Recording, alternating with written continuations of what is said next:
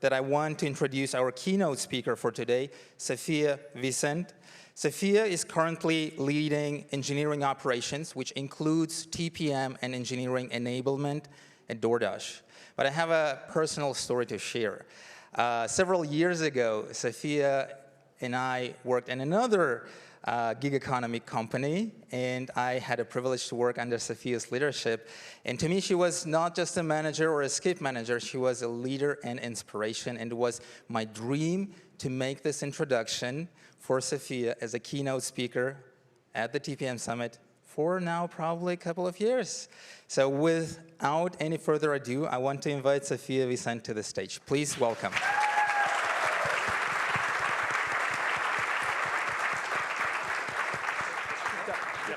Please take it away. Thank you. Ooh, I am mic'd. How cool is that? Wow, this is amazing. I cannot believe we have so many TPMs in this room today. How cool is it that they put together this event? Thanks so much. Yeah, let's give them a round. Thanks, Zanat and Josh and everybody else who put in all the time to put this together. So here we are. I'm going to take a deep breath. I see some familiar faces and some unfamiliar ones. So I want to talk today about TPMs as inspirational leaders and kind of developing some of your superpowers around that. So I interview a ton of people.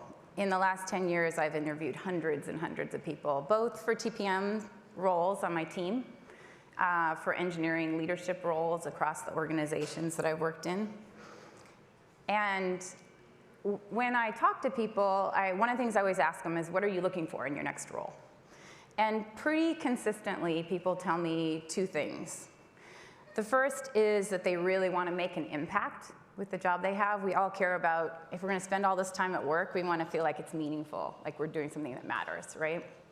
And the second is usually that they want to learn and grow and develop. They want to keep getting better. And those two things are also, of course, super important to me. And I also think they're one of the coolest things about this job we have as TPMs, because we have an opportunity to do both pretty much every day in the roles that we have, right? It's a constant for us. I love what we do. I love what I do. And what we all do. It's so cool to be in a room full of people who do the same thing. For me, it really fits me. There's something about bringing people together to solve big problems around big goals that are meaningful to the company and the customers that we work with. I really like the fact that in the process of doing all this, I meet all these people who are super engaged in the same kind of work, right? And I love how the job changes all the time. This is not a job you ever get bored in, right? And I really enjoy the fact that the impact we have kind of spans everything. Sometimes it's technical when we're solving a technical problem. Sometimes it has to do with the business itself. Sometimes it's a people or organizational, cultural problem. Sometimes it's security or compliance. It's just a pretty awesome job. So it is an awesome job that is hard to crisply and concisely define to someone who doesn't do it or doesn't work with us regularly. And so I sort of came up with this little shorthand for myself. Does anyone want to guess what CWE might stand for? Nobody? Guess what the C stands for, at least. If you're going to give yourself a title, you want to put chief in front, right? Like, I mean, come on. So, does anybody relate to this in this job we have? How much time do you spend worrying, right? I mean, we're kind of professional worriers, right? We're uniformly excellent worriers. I think the cool thing is that we're really good at figuring out what to worry about. I mean, in essence, that's what we get paid for, right? We're trying to think about what is going to go wrong, what we haven't thought of, where the project is off track, where the people aren't getting along, right? And then the best part is that we're super good at figuring out how to solve the problem, how to neutralize the thing we're worrying about, and more importantly, bring everybody along with us so that we all are rowing in the same direction. So as fantastic worriers, I've noticed that TPMs also worry a lot about their own careers. And so I tend to talk to a lot of people who are early in their career who are thinking to themselves, do I really want to do this in the long run? Like, I'm really enjoying it, but where is it going to take me? And, you know, first of all, I'm impressed because I don't think I ever thought about that. I just sort of fell into this discipline that at the time it wasn't even really a discipline. No, I mean, technical program management is actually a relatively new term if you're as old as I am, at least. But when I think about it and sort of try to sum it up, I think the answer is actually pretty crystal clear. And that's that as a TPM, where it's going to take you is that you're going to end up being a fantastic leader with a really well-developed set of skills and tools and intuition about what inspiring leadership looks like. And what I'll tell you is that fantastic leaders are always in demand because they're rare. And you can really turn that to anything that interests you at all, right? You can go run an engineering team someday. You can move over into product. Anyone tried product? I was really bad at it. Terrible, terrible product manager. You can move to the business side. You can work on the operations side. You can start your own company. Or you could grow TPM teams if that's really what thrills you, which is kind of what happened for me. So today I really want to talk about what makes TPMs awesome leaders and how we can really develop our own leadership, as well as think about developing leadership in other people that we work with in engineering. And that could be how many people mentor other people, right? Those could be other engineers you work with. They could be managers you work with. They could be anyone across the organization, right? But one of the things that I think is really awesome about the job that we have is that, in my mind, part of our job is to help make everyone better, make engineering run better in the long run, right? And so with that leadership that we have and teaching that leadership to other people as well, I think we can really bend the trajectory of how our engineering organization operates, which means building better software for our customers, right? And having a more successful business. I think that last point is really important because leadership, great leaders scale. They scale organizations, they scale people, right? It's about much more than yourself. It's about making the business better overall. And we're really well positioned as TPMs to do that because we are the ones who have the breadth role, right? Everyone else has a slice. And we're looking at everything super broadly all the time. And there's a lot of power in that. So today I want to share some of my learnings with you about leadership. And I'm going to give you 4 things that I want you to think about today. Obviously, there's many, many leadership superpowers, but I got to make this talk, so I chose these 4, which are actually 4 of my favorite, and things I feel like I talk about a lot with people. The first one is to zoom out, also known as getting on the balcony, and we'll talk a little bit more about that when we get there. The second one is influencing others to achieve goals, hopefully big goals. The third is to have courage that is backed by character. And the fourth is to practice curiosity. So when people think about TPMs, you ask people, what do you think of a TPM? What do you think a TPM does?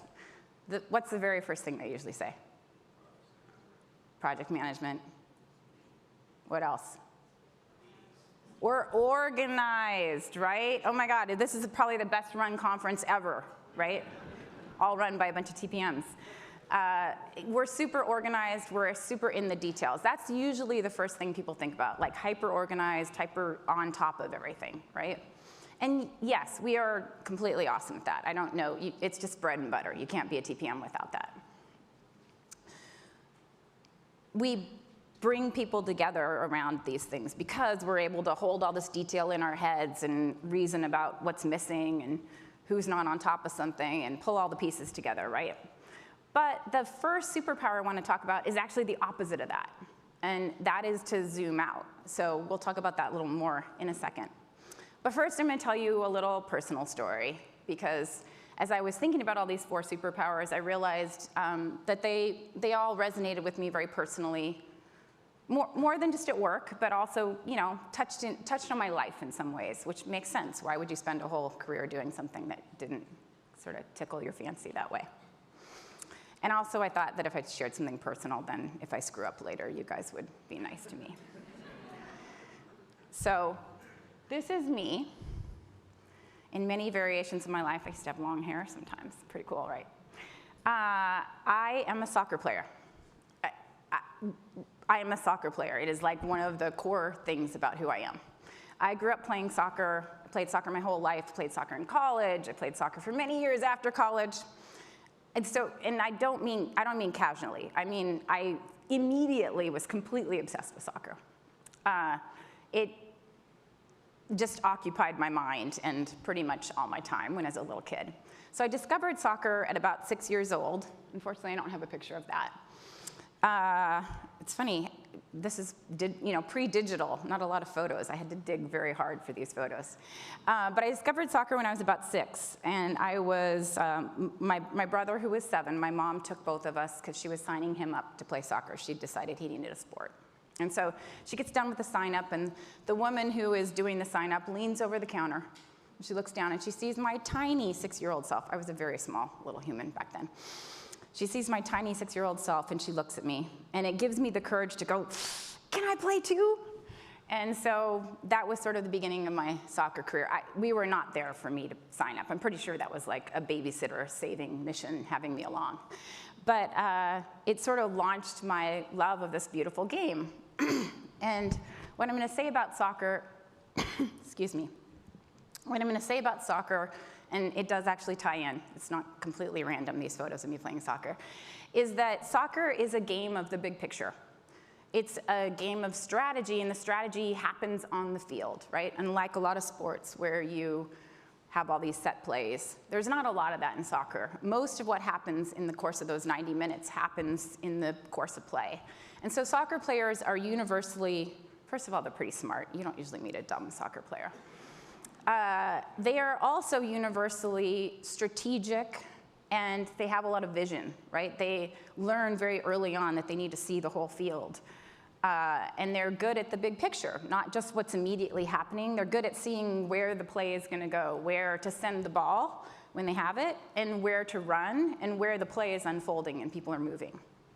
So that is the tie-in. So it wasn't just to show you these cute pictures of me playing soccer. So another picture, I took this picture this past summer at a really fun Pride event I went to. I actually really like to dance. I know anyone this age probably shouldn't really enjoy dancing, but I love dancing. And so I'm down on this outdoor dance floor with a bunch of people and stuck my phone up in the air.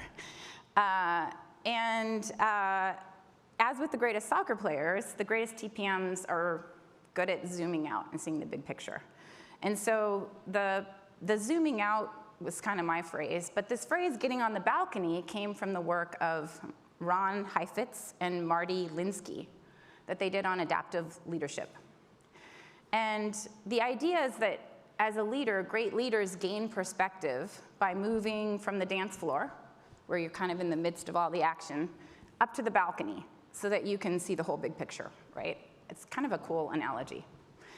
And so really the point of that is to give yourself some time to step back and think about, hey, what's really going on here? It kind of captures that mental activity of stepping back and finding a different perspective, right? I think one of the cool things about being a TPM is that we are in the weeds, right? We're in there with the engineers. We're usually working alongside people in the middle of the chaos, right? That's part of what we love about the job. But I want to encourage you that as leaders, one of the greatest skills you can sharpen is this ability to also pull back out of the weeds and look at the big picture. We do this regularly, right? We jump from the trees back to the forest, back to the trees. Like, this is part of what we do. And I think it's an important part of what happened there. They're saying, go to the next slide. Okay, so why do you get up on the balcony? You want to gain perspective in the midst of the action, right? Sometimes it's very hard to know. You sort of have a sense that you're kind of missing something, or you're getting pulled too much in one direction. So you need to take that time to sort of give yourself perspective. You want to avoid being reactive. How many times have you been in a situation where tempers maybe were up a little bit, somebody was a little tense, teams aren't getting along? You don't want to react to that, right? You want to give yourself time to sort of pull back, take a deep breath. Getting on the balcony helps you manage complexity better. It helps you facilitate change better because you're thinking, again, about the bigger picture and all the people. It helps you remain objective, and it also helps you find new solutions. Is anyone a Ted Lasso fan? Oh my God, I was so obsessed with that. Not just because I love soccer. I mean, that was sort of the initial draw, but that show was such a treat. Or maybe you watched the World Cup. Anybody? The Women's World Cup, by the way. Yeah, Spain, oh my God. My dad is from Spain, so my family in Spain and I were constantly, WhatsApping at 3 in the morning. It was awesome. So as my college soccer coach would have said, or not said, yelled at the top of his lungs, see the whole field, right? And so I think this is the part, as a soccer player, like, you're striving to have really great ball control because you don't want to be looking down at the ball. You want to be looking up at everything that's happening. And so I think that's just the part that I want to encourage you to think about, is that movement from the dance floor to the balcony. Okay, how do you cultivate these zoom out capabilities? I'm just going to give you these sort of 3 things. The first part is be intentional about it, right? It is super easy to stay mired in all those details, and you need to actually schedule some time to step back. For me, when I'm driving a big project where I need to be doing this, or solving any kind of problem, maybe it's organizational, I usually try to find time at least once a week, and I schedule what I call a walk block. Anyone want to guess why? Because I can't sit still. You probably already noticed that, right? I don't think well just sitting at my desk. So I usually go for a walk, and that's the time to step away from my computer and kind of get up in that big problem-solving open space, right? The second thing is you have to intentionally move away from those details that we're so great at, right? So you really have to sort of force yourself to do that, and I think setting the time for that is important. You need to think more globally about the project. What are the risks, the what-ifs, the things that you're not thinking about? Are you really aligned on the plan? What's missing, right? All those things. For me, those walks often unlock a new way of thinking about something, right? And I think that can be people and organizational issues just as much as it's technical or business or actually program management issues, right? And I think the other part about that is sometimes what's wrong, or what I sort of will touch on, is that I haven't gotten everyone lined up yet, right? They're not all on the same page with me. And so sometimes, I talk a lot about storytelling as a TPM. I think sometimes it's a way to think about, okay, where is my story not landing yet? Because if you get everybody, we work with amazing, smart people, right? And if you get everybody aligned about why what we're doing is important and caring about it, amazing things happen, because all these creative people who are super smart can start to come together on figuring out how to make it happen better, right? Okay, the third thing is the part I'm going to keep going back to, which is that we got to scale everybody else, right? So take the time to develop and teach others this, talk about it with people. Because I'll tell you right now that, again, we work with all these very smart engineers and engineering leaders, and the best technical companies have engineers who are able to pull back and think about the big picture, who have that kind of seniority. Again, we have that job normally, right? But as an engineer, you're working like this, right? And so really cultivating that skill of being able to step back means that you can think bigger picture about what are the technology decisions, platforms, that we need to build. And sometimes those things are long-term investments, right? They don't happen, they don't have results right away. And so you need to both take the time to really figure out what that looks like and then figure out how to create space for it to happen. And so the more that we can scale others to think this way, the more I think we can really improve how our engineering organizations work. All right, so the second thing I want to talk about is influence. Every great leader I've ever worked with and every great TPM I've worked with is amazing at influencing people. They have conviction and they can influence others to achieve a goal. They can bring people together because they have this confidence and this clarity and also this fearlessness, which we'll talk about a little bit more in the next one. At DoorDash, we also have an associated company value that I actually really like.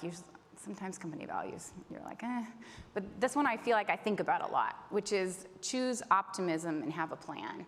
And why I wanted to mention that is that I also think that the best leaders are optimistic, right? They're seeing the glass as half full, they're seeing the possibility, and they're able to open things up for people because they bring them to that possibility. As TPMs, we're super lucky because we get to hone this skill of influencing even from our very early jobs as a super junior TPM, right? You're always influencing people. And so we get an opportunity to bring teams together, to help people work together, and to build things cohesively from very early on in our careers. I have worked on tons of projects that I will remember. One of the biggest ones that I think about when I think about sort of projects I'm really proud of, we all have a few of those, right? Was that when I was at Uber, we had to stand up a data center in China. Actually 2 data centers, because just in case one failed, we needed 2. And we basically had a mandate from our CEO that he wanted this thing done in 6 months. So that we could launch our business there. And it was gonna, it was a big opportunity for us. It's a huge market. So I had never stood up a data center before, not even in the United States, let alone in a foreign country. So I was slightly intimidated.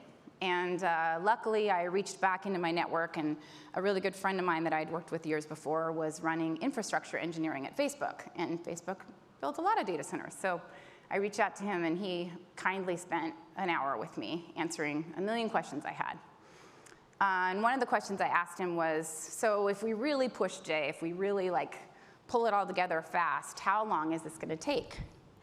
Remember, I have a mandate for 6 months. And he told me, 18 months minimum. Yikes.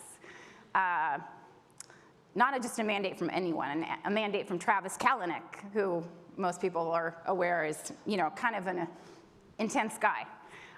So I was a little nervous about that. But in the end, we did it in 7 months. And we did it because of this leadership where it wasn't just me influencing, obviously. When the CEO gives you a mandate, that's probably the easiest kind of project to do, right, in a lot of ways. But at the same time, people really came together. We set up a war room. We worked crazy hours. We thought really hard about the things that could go wrong and planned. We were lucky, right? There's always some luck in those things. But I think mostly we came together as a team to deliver something audacious because we knew it was going to be awesome for the company, and we really cared, and we really wanted to make it happen. And so people were really creative about how to make it happen, and they worked super hard. And we managed to do it in a pretty unprecedented time. And I think anyone who worked on that project, I still have people reach out to me, right? Those projects that stay with you because you're like, you really went through the zone with people, right? So I think one of the great things as TPMs is that we are leaders, not managers. We get an opportunity to lead people every day, bring people together to solve problems. We provide optimism, clarity, accountability to the project. But we're working alongside people, as we talked about, right? We're down on the dance floor, not from above them. And I think what's cool about this is we get to practice leadership without the management part getting in the way, without it being a crutch, right? We can bring that optimism and clarity alongside people. And for me, I think it's actually one of the most compelling things about the role, because I'm constantly trying to figure out how to bring people along. And I think that that has brought me so much personal growth as a leader. At this stage in my career, when I look back, I think I had this opportunity when I was 25, right? That was a long time ago, for the record. And so even very early in our careers, we get this chance, which I think is really cool, and we get to develop this skill. All right, so that is a mug of my boss, Ryan Sokol, because a few months ago when I was starting to think about this talk, I asked him, what does he think our TPM superpowers are? And this is, well, he said a bunch of things, but this is the one I decided to share with you. He said, we figure out what to fix, and we make it happen, driving our collective success as an engineering organization, and that we do it selflessly. My boss does not give a lot of compliments, so it wasn't sort of a compliment, but it was kind of a compliment. That's how he sees our team, right? So I was kind of humbled by that. And then when I think about it, I think it's a combination of the first two superpowers we talked about, right? Zooming out is figuring out what to fix, and making it happen is the leading, the influencing, right? And I really treasure that. I treasure that opportunity, and I treasure seeing the TPMs on my team do that in their own special magic ways. What isn't working, figuring out how to make it work. When people aren't collaborating, how to make them collaborate. When the project isn't maybe going the direction it should, how to solve that, right? How to expediently deliver the results for the company. And so I want to point out that this is what great leaders do. They see things that other people do not yet see. But more importantly, there's the action part. They bring people along to solve the thing, to be part of the solution, right?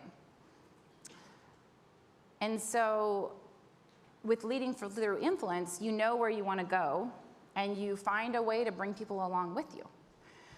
We all know leaders who aren't this way. Has anyone worked for someone who wasn't inspiring that way? Yeah. I'm sorry, it sucks. And you probably didn't work for them for very long. And you certainly didn't follow them to their next company.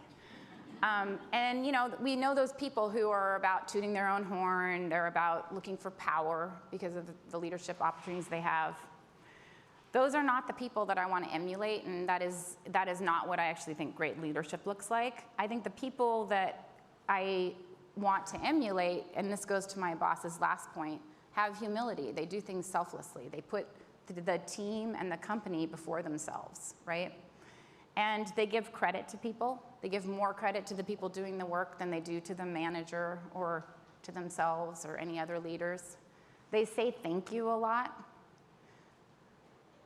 And people really want to be on their team. Okay, so, you know, I got to throw in a quote. I was, of course, looking for inspiration when I was writing this. And I looked up leadership quotes, and I loved this. To lead people, walk beside them. As for the best leaders, people do not notice their existence. When the best leader's work is done, people say, we did it ourselves. This is from Lao Tzu, who's an ancient Taoist philosopher. And I think it describes what we do really well as TPMs and what great leaders do. And I think we're really lucky because for me, whether I have been leading a huge team of TPMs, which I've had the pleasure to do a few times, or the only TPM in the company, which I've also had the pleasure to do a few times, in any of those situations, I still have an opportunity to lead, right? We get to see these successful outcomes to these projects, but we also, so we get the impact part, right? We talked about in the beginning, people want impact in their job, but we also get to see the growth in people. We get to see the growth in ourselves, but the growth in the people we work with, right? As they've delivered something, you see how far they've come, right? That accomplishment. And so for me, that's actually, you know, it goes back to the very beginning, what do we want in a job? And it's one of the best things about the job we have. All right, number 3 is to have courage backed by character. I think that's the third superpower of a great leader. So I love this statue. Who's seen this? Who's seen this in person? Yeah, probably everybody's seen it on the internet, but if you get a chance to, go see it in person. I always go visit whenever I'm in New York. So this is in Manhattan, down on Wall Street. And this is the bull market and the girl standing. I love it. I go to see it, and I love to watch people who are seeing it for the first time, because there's something really just big about it. I also love to see people bringing their daughter to see it, which I did when my daughter was younger as well. I think it's the perfect symbol of courage backed by character. This little girl has such a fierceness in her stance and a fearlessness, right? And it makes her look like she's bigger than the giant bull. She certainly is not bigger, but she sort of has that presence, right? And great leaders have a backbone. They're willing to say things that aren't popular. They're willing to make tough decisions or determine a course of action, even when the decision isn't clear, the course of action isn't clear. A lot of times, everybody else is kind of stepping back. Have you ever been in that situation? You're like, okay, who's going to show up here and make a call, right? People are stepping back. They fear that the decision is beyond their scope, perhaps. Great leaders are willing to gather data, get inputs, talk to people. They're also willing to make a call, even when that call isn't super clear, and when everyone else is waiting for someone else to decide. I think that combination of confidence in the data that you collect and also your instinct, right? As TPMs, I think we often have, we're developing that instinct, right? And that helps us move things forward, push teams forward with these types of decisions. Leadership is really easy in the good times, when everything's up and to the right, right? When there's clarity and purpose and alignment, you have enough resources, and you know what the scope is. How many of you get to work on those things? Yeah. Didn't think so. So that's not the world that most people work in, right? So as great TPMs, I think the greatest TPMs share these characteristics. They are consistently tested in difficult times, right? We just talked about that. You never get called onto the easy gimme project, because why would you? Usually, the projects they're working on aren't clear, the scope isn't figured out, people aren't getting along, maybe they're having a hard time working together. That's really our world, and I think we're really well equipped for it, because this is another aspect of how leadership gets developed. Great TPMs do not shy away from hard decisions. They lean into conflict and find a way to resolve it. They see around the corners. They're willing to ask tough questions. How many times has someone told you a project was green and you were like, really though? Really? Is it? Yeah. Please push back on that, right? Not because we want to throw anyone under a bus, but because we can't figure out the path to green if we don't admit that it's not green, right? We can't get the help we need. They have a backbone, and they hold their own in a challenging conversation. They're willing to stand up to people who aren't showing up well. They have sharp elbows. I was always told as a soccer player I had really sharp elbows. But they use them carefully and thoughtfully. They act with integrity even when it's not the easy path. And they're courageous in seeking and telling the truth, and I think this is really important. They're courageous in seeking and telling the truth and telling someone when they're not showing up well, right? But they do this, they hold space for you to show up better tomorrow, right? They do this not in a way that makes you feel like you're useless, but in a way that is saying, hey, I believe in you. This wasn't your best, right? Let's turn this, right? That optimism is super important, going back to optimism. It's a super important part of leadership. Because we all don't show up well sometimes. I look back on many days in my life where I'm like, ooh, that was not my best day, right?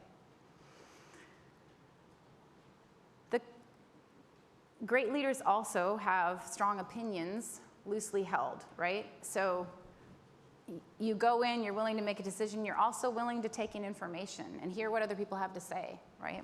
And we're going to talk a little bit about that in a second with curiosity. And I think these are all characteristics of great TPMs, and we're super lucky because we get to practice this and perfect it all the time. We're always in high stakes, low clarity situations, right? And that is, so we get more swings at that than almost anyone else in engineering, which means we get to our leadership capabilities faster than most people do. I think it's actually one of the greatest things about the role. All right, the fourth thing I want to talk about as a leadership superpower is practicing curiosity, being curious. Curiosity, interestingly, is probably the leadership superpower that I developed the latest. In fact, I'd still say I'm sort of working on it. Which is interesting because I'm a really curious person by nature. I was like one of those geeky people who loved school. I love to learn things. I want to know how to take things apart, right? Anybody relate to that? Taker-aparters? Yeah, I love a room of taker-aparters. And then putting them back together. Don't forget that part.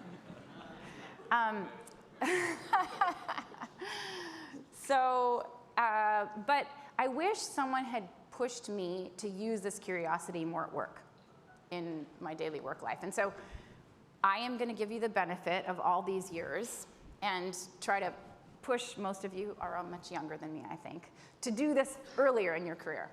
And so I'm going to start with telling you why I didn't, because maybe you'll relate to some of that, and then tell you why I think it matters. So I think there are two main reasons that I didn't. The first is that I launched my career as a consultant, a technical consultant. And consultants are really good at getting dropped into something that they know nothing about, but someone is paying them a lot of money to know something about and acting like they know what's going on while they're frantically trying to get up to speed, right? Which, interestingly, is also something we do as TPMs. So that's its own superpower, but we won't talk about that. But because of that, I think that served me really well as both a consultant and a TPM, but it did not help me approach things openly and with curiosity and asking questions, because the questions all had to be asked in a corner secretly, right? The second thing about this is, or the second thing that I think impaired me is something that I will guess most people in this room and most people I mentor and talk to experience at some point in their career, and that's imposter syndrome. Anybody?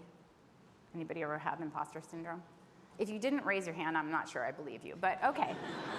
It must be awesome to be you. But I think when you have, even in a moment of that, like even the little moments of that, and for some people it's an underwriting constant, right? I think it is more true, consistent for people for women and minorities, but it's there for everybody. Almost everybody I've talked to has had these moments. And so if you are worried about whether you're seen as capable, whether you belong in the job, it's really hard to ask questions, right? And to kind of open yourself up to being the person who maybe doesn't know everything. You sort of feel like you have to lock that away and look like you know everything. And so it wasn't until I got to a secure enough place in my career and enough kind of wins behind me and leadership and seniors in front of my title and all those things, and also all this gray hair. This is, yes, that too. That I found myself kind of able to realize that this is a liability and to set it aside and to think about curiosity as a tool at work. So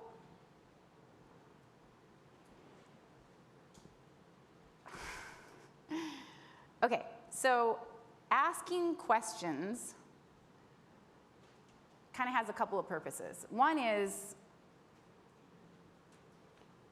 opening yourself to other viewpoints, other ideas, other thoughts.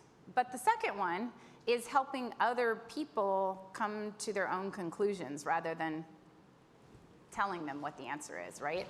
And I think that's both part of leadership, right? It's part of how helping people develop. But oh, by the way, it also means sometimes you're like, oh, I never would have thought of that, right? You get different ideas and they come to you through these.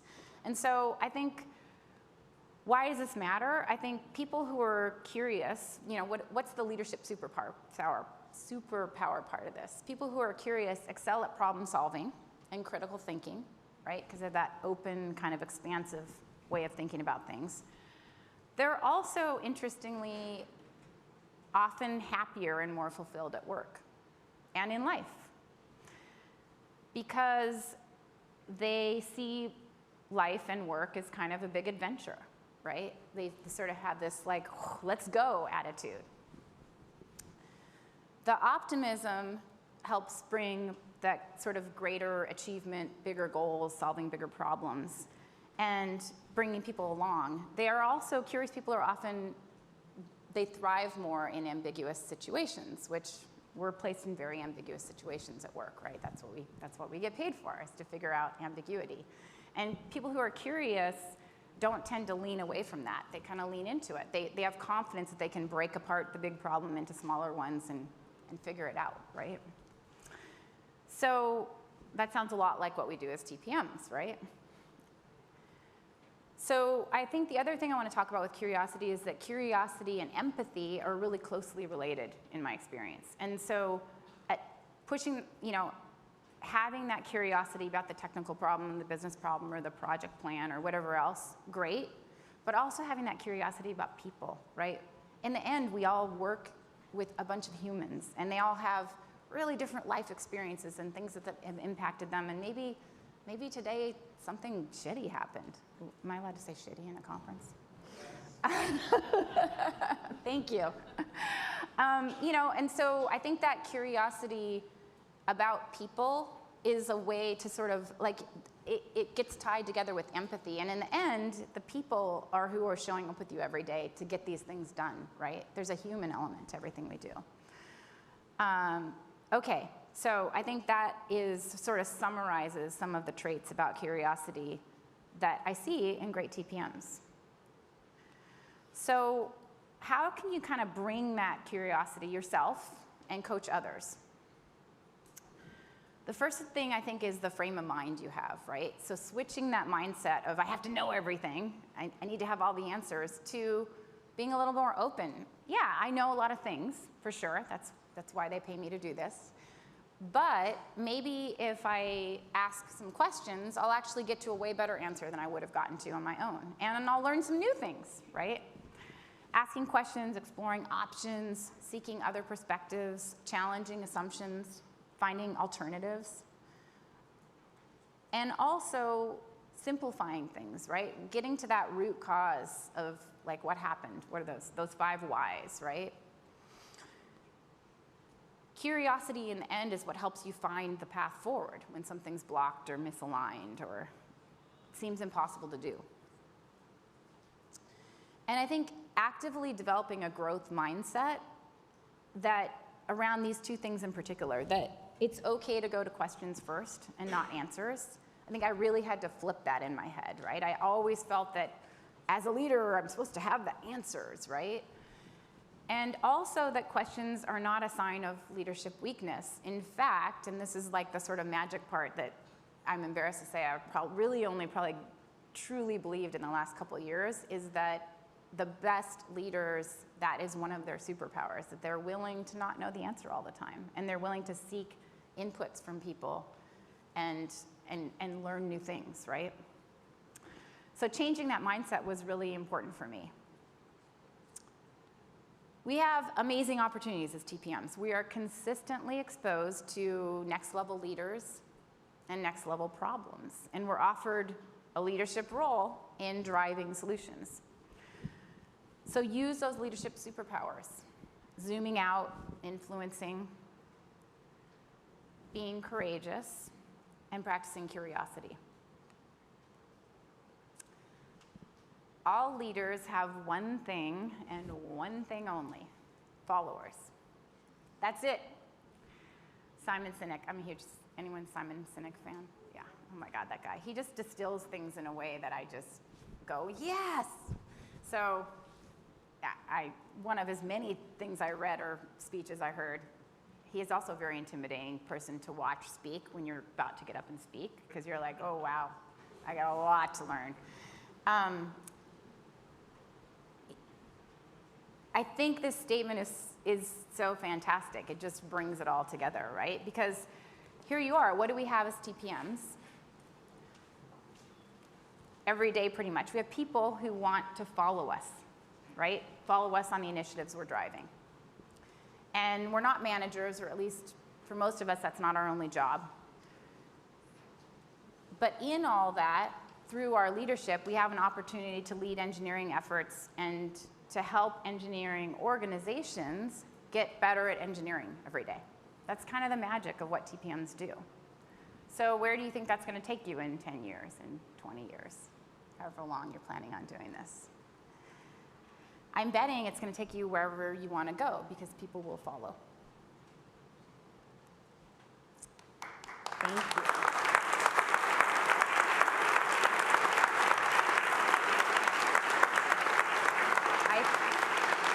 I think I was getting that wave because we're at time, which may mean we probably don't have time for questions.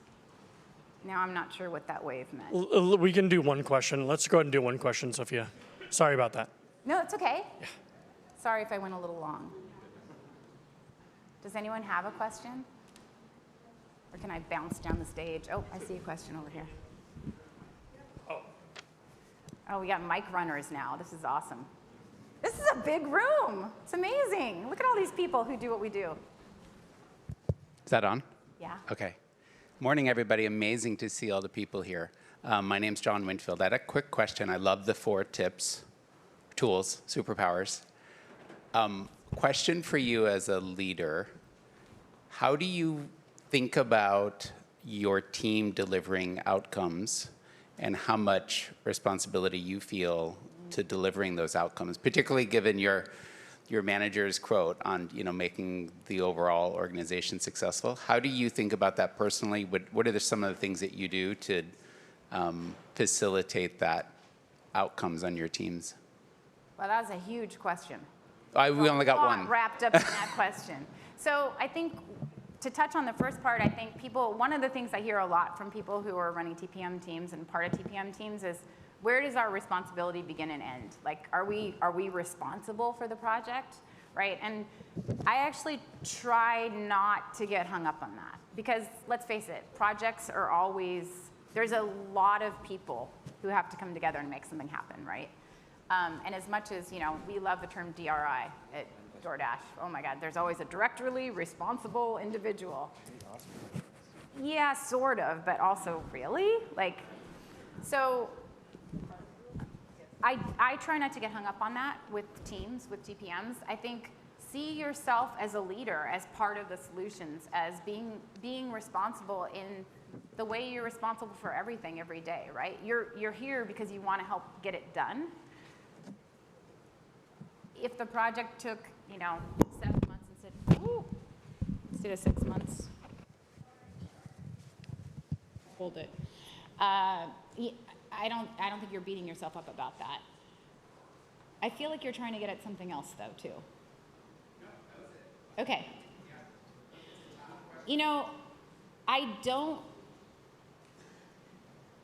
It's funny, people will often say, well, does your team have OKRs? Well, no, not really, because they're all of your OKRs, right? Everybody else's OKRs are my OKRs. We're trying to get those things done. So yeah, it is a tough question. But I don't believe in sort of instilling fear in that if something doesn't happen, they're on the hook, right? I don't think that's great leadership. Thank you, Sophia.